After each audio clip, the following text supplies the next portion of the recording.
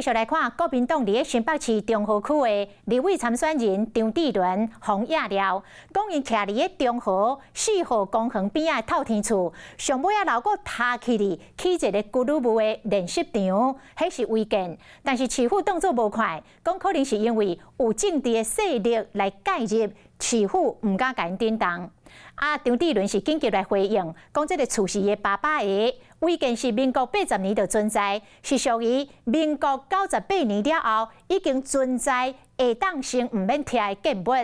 也毋过为着平息着争议，早起已经请工甲拆掉了。甲铁板仔全部拆掉，厝尾顶架起讲高尔夫练习所在公开。 工人被因弃置拆掉青色的草坡，因为这个球场是违建。持有人阁是国民党立委参选人张智伦的家族，若可唔拆地方，未甲变过。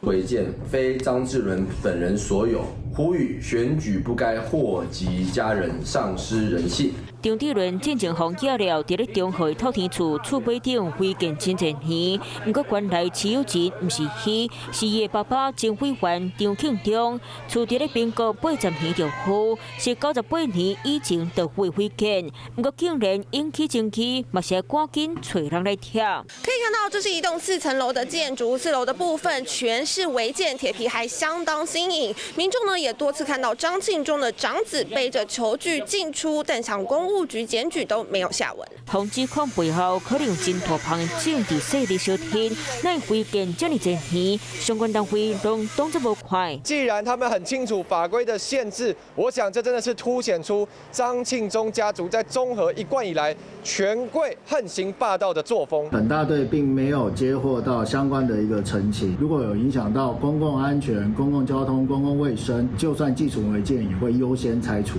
新北市大动作派人过调查，讲根本就无检举记录，只是讲高尔夫所在，互人注意到，无论敢有下规定，张智伦的选情嘛恐惊受到影响。